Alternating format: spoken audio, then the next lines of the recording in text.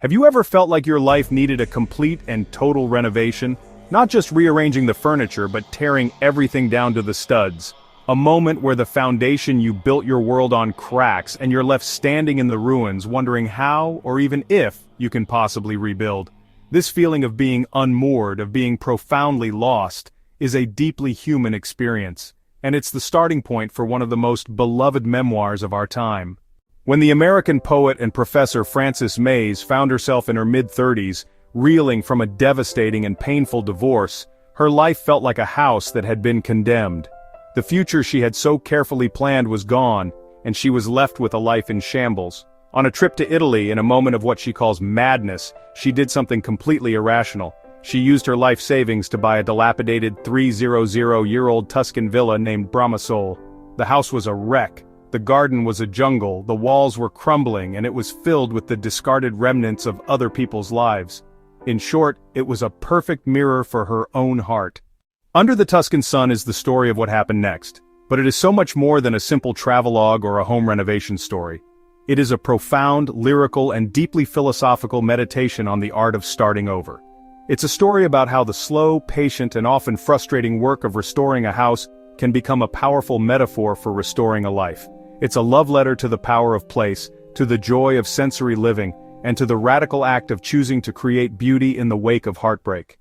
The central character of this book, besides Frances herself, is the house, Bramasole. The name itself is a poem, translating from Italian to yearn for the sun, and when Frances first finds it, that is precisely what the house is doing. It's a sun-starved, apricot-colored villa abandoned and neglected, yearning to be brought back into the light. The garden is an untamed wilderness, the ancient stone walls are held together by little more than memory, and the rooms are filled with the ghosts of previous owners, a dusty portrait here, a single abandoned shoe there. Her decision to buy it makes no logical sense. It's a huge financial risk. She doesn't speak the language fluently. She has no idea how to manage a massive international renovation project. But the purchase isn't a logical one. It's an act of pure, desperate hope. It's an intuitive leap of faith.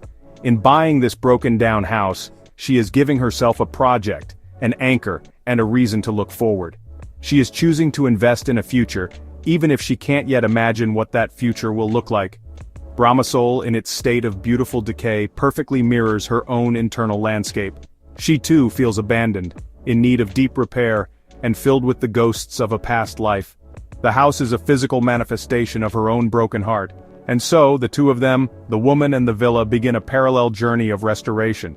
The project is not just to fix the house, it's to fix herself. Bramasole becomes the container for her healing, a place where she can pour her grief, her energy, and her tentative hopes, and watch as something new and beautiful begins to grow. The renovation of Bramasole is not a quick and easy process. It's a slow, challenging, and often comical dance of cultural misunderstandings, bureaucratic Italian paperwork, and the timeless, unhurried pace of Tuscan workmen. This process becomes a series of profound life lessons. Her relationship with the crew of Polish stonemasons and the old Italian gentleman, Signor Martini, who oversees the project, teaches her the art of letting go. Accustomed to the American obsession with efficiency and control, she has to surrender to a different way of being. Work happens when it happens. Problems are solved with a shrug, a glass of wine, and a promise of domani, tomorrow. She learns that her frantic desire for control is a symptom of her anxiety, and that by trusting the slow, steady hands of the craftsman, she can learn to trust the process of her own life's unfolding. Each task in the renovation becomes a metaphor for her own healing. Rebuilding a collapsed stone wall is a lesson in creating new, stronger boundaries in her own life. Clearing the overgrown garden is like clearing out the weeds of her past grief to make room for new growth. The day the water is finally connected to the house, and she can take her first shower in her own home, is a moment of profound, almost spiritual cleansing. The book is filled with these lyrical descriptions of physical labor transforming into emotional release. She spends days scraping old, dark paint from the walls of a bedroom, and as the layers come off, revealing the beautiful original frescoes underneath, she feels as though she is scraping away at her own layers of sadness, rediscovering the core of who she is underneath the pain of her divorce. The physical act of restoring the house, of bringing light into dark rooms, of repairing what is broken, of planting what will one day bear fruit, is the very thing that restores her own spirit. She is not just building a house, she is building a new foundation for her life. As the house slowly comes back to life, so does Frances. And the primary vehicle for this reawakening is food. The book is a feast for the senses, a rich and detailed tapestry of the flavors of Tuscany. Frances dives headfirst into the local culinary life, and through this she begins to build a new community. Her descriptions of the local markets are intoxicating. She learns the rhythms of the seasons, not from a calendar, but from the produce available on the stalls. She learns to look for the first tender fava beans in the spring, the abundance of sun-ripened tomatoes in the summer, the earthy porcini mushrooms in the fall. The market becomes her classroom and her social club. She builds relationships with the local vendors, learning from them the best way to cook artichokes or the secret to a perfect olive oil. The heart of the book is in her kitchen. As she restores the house, she creates a space to cook, and in cooking she finds a new kind of joy and creativity. The recipes scattered throughout the book are not just instructions, they are stories. They are the tangible results of her new life.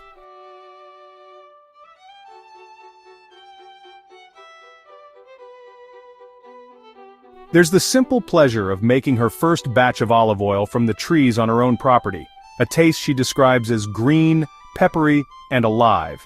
There are the long, lazy summer afternoons spent making apricot chutney, the sweet smell filling the entire house.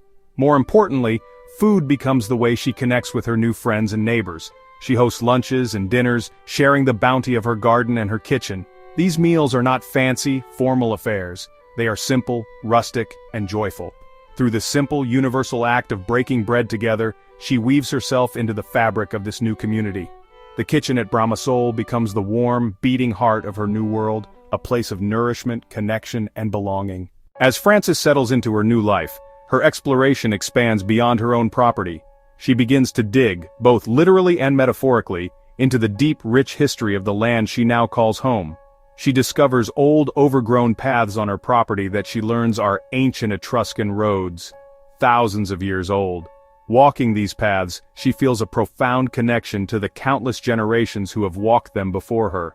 Her own personal story, which once felt so overwhelming and tragic, begins to feel smaller, a single thread in a vast, ancient tapestry.